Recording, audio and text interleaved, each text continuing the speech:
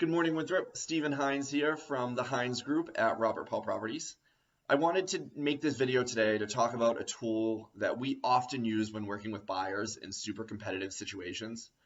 As we've talked about in previous videos, because of the lack of inventory due to the COVID situation, it's been the market for buyers has been hyper pressurized. I mean, there have been every open house, lines around the block, multiple offer situations, and our team has actually had some pretty solid success in getting our offers accepted. And this is one of the many tools that we use and we incorporate into a lot of our offers.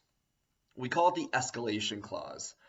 So every single piece of the offer, from the offer date, the purchase price, all the other dates that are involved, the financing, all of it needs to be crafted very, very carefully in order to appeal to a seller and a seller's agent in particular.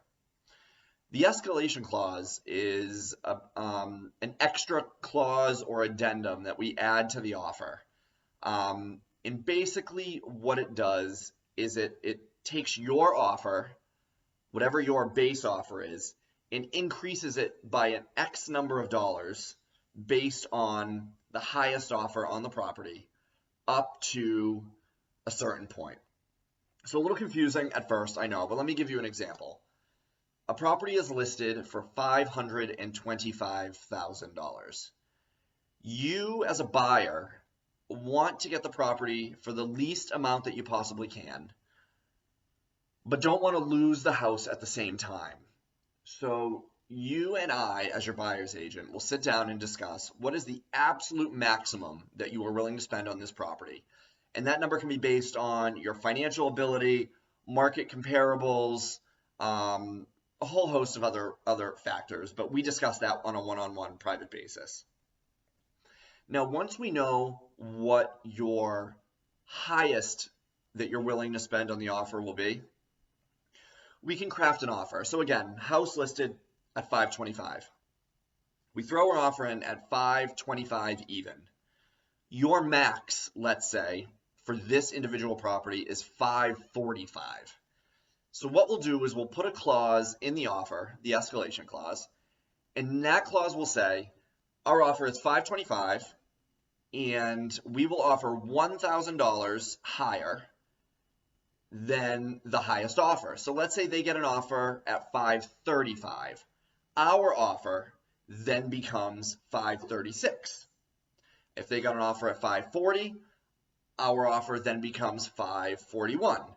And that goes on until we hit our cap. If another offer comes in at $545,000 and our cap is at $545,000, the escalation clause stops, and chances are we won't be winning that bidding situation. Now, listing agents don't always accept escalation clauses. They don't want to deal with the administrative headache for the most part. So when we submit the offer with the escalation clause, we may get a kickback from the listing agent that basically says, drop the escalation clause and put in a clean offer. Then you and I have to have a different conversation. What do we want to go in at? Will we go in at $545,000? Will we go in hard somewhere in the middle? We'd have to firm up the offer at that point. But if the listing agent is willing to entertain escalation clauses, it's a really good opportunity to, at the same time, ensure that you get the property for the least amount of money possible, but also ensure that you get the property, period. So if you have any other questions about escalation clauses or how they work, feel free to reach out to me directly via Facebook. I can be reached at 978-394-9030. I can be reached via my website, via email, at Cumberland Farms down the street. I'm around. Feel free to reach out. I'm here. I hope this was helpful. Hope you enjoyed it, and I will see you all very soon.